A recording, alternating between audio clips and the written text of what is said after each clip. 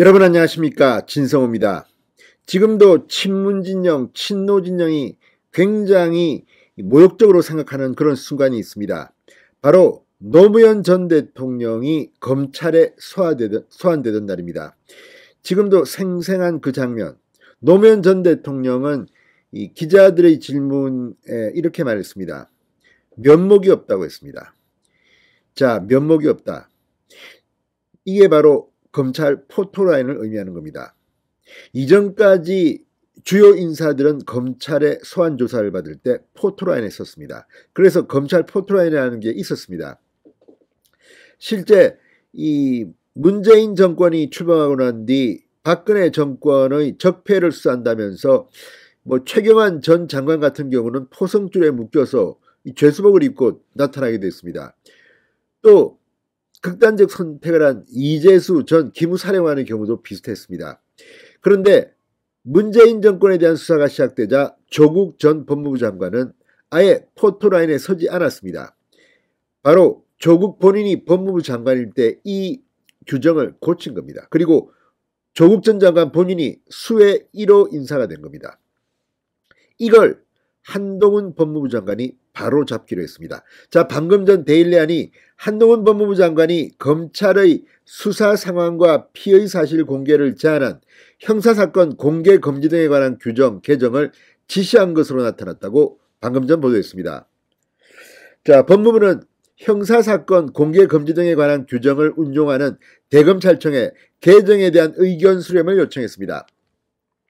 현재 대검은 언론 등 각계 의견 수렴에 나선 상태입니다. 언론 등 각계 의견, 언론은 당연히 이거를 되살리라고 할 겁니다. 지금 국민의 알 권리는 한 번도 이 재판에서 진 적이 없다는 말을 들을 만큼 중요한 이슈였습니다.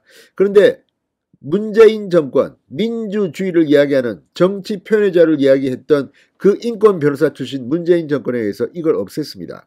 그것도 공교롭게도 조국 전 법무부 장관이 본인이 수혜 1호자가 됐습니다. 자, 그렇지만 이거는 국민의 알 권리 측면에서 특히 문재인 정권의 수많은 임종석 빼고는 상당히 많은 인사들이 바로 이 조국이 만든 규정 때문에 혜택을 받습니다. 자, 문재인 정권 초기 2년 동안 박근혜 정권의 인사들은 이렇게 모욕을 당했습니다. 포토라인에 섰습니다. 그런데 문재인 정권의 인사들은 조국 전 장관이 이 규정을 바꾸면서 포토라인은커녕 기자들이 어떻게 소환되는지도 몰랐습니다. 이게 바로 내로남불의 끝판왕 문재인 정권의 정체입니다. 자, 한동훈 장관 후보자 시절부터 해당 규정과 관련해 국민의 알 권리 제한 등과 같은 비판적 의견들이 있었다며 개정을 시사했습니다. 그런데 장관에 취임하자마자 바로 이 지시를 한 겁니다. 실제 개정이 이루어질 겁니다. 다만 어디까지 개정이 이루어질지는 좀 더 두고 봐야 합니다. 자, 법무부 장관이 의지만 있으면 이거는 개정이 가능합니다. 특별히 다른 입법, 민주당 의석 이런 게 의미가 있는 게 아닙니다. 규정 개정입니다. 자, 아무튼 이걸 보면 정말 문재인 정권 인사들이 얼마나 이것 때문에 혜택을 받는지를 알 수 있습니다. 자, 한동훈 장관은 취임 직후 곧바로 일선청에 형사사건 공개금지 규정의 운영 현황과 문제점 등을 파악하라고 지시한 것으로 알려졌습니다. 일각에서는 실무자들의 의견을 토대로 문제점을 구체화한 뒤 본격적으로 규정 개정 작업에 착수할 것으로 관측되고 있다고 합니다. 법무부 훈령입니다. 이 규정은. 그렇기 때문에 법무부 장관의 지시면 이거 뒤집을 수 있습니다. 자, 이 규정은 조국 전 장관 재임 기간 중 추진돼 2019년 12월 1일부터 시행되었습니다. 사건 관계자의 실명 등 형사사건에 관한 모든 정보의 공개가 금지됐습니다. 이런 암흑 같은 나라가 어디 있습니까? 언론의 요청 등으로 국민에게 알릴 필요가 있으면 예외적으로 민간위원이 참여하는 위원회에서 공개 여부와 범위를 결정하게 됩니다. 아무튼 이게 예외 조항도 일부 있다고 하지만 정말 이건 문재인 정권의 범죄자들을 위한 그런 방탄 규정이 아니냐 이런 비판을 받았습니다. 대검찰청은 법무부의 이 같은 움직임에 맞춰 고위공직자 등의 소환조사 일정을 사전에 공개하던 공개 소환을 전면 폐지한 바 있습니다. 자, 그런데 이제 앞으로 검찰에 불려올 사람들이 누가 있습니까? 아마도 이 경제범죄, 부패범죄는 계속해서 검찰이 수사할 수 있게 했기 때문에 검수완박 법안이 4개월 뒤 이 검찰의 수사권을 넘긴다 하더라도 이재명의 대장동 특혜 의혹 뭐 이런 것들은 계속 수사할 수 있을 겁니다.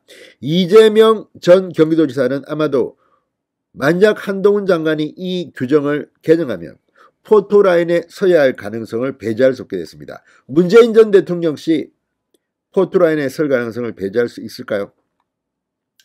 자, 규정 제정 당시부터 검찰 수사를 받던 문재인 정권의 인사들을 보호하기 위한 것이라는 지적을 받았습니다. 당시 검찰은 청와대의 민정수석실이 연루된 청와대 하명수사, 선거 개입 의혹, 감찰무마 의혹을 수사 중이었지만 공보 규정의 변화로 수사는 깜깜이로 전환됐습니다. 자, 이 규정을 추진한 조국 전 장관은 퇴임 후 검찰 조사를 받으면서 포토라인을 피해 공개 소환 페이지의 1호 수혜자로 언론들이 분석하게 됐습니다. 자, 이제 한동훈이 다 바꿉니다. 이것도 일종의 시작입니다. 문재인 정권의 인사들 중 죄질 인간들은 앞으로 벌벌 떨게 될 겁니다. 진성호의 윤단 폭격이었습니다. 여러분 감사합니다.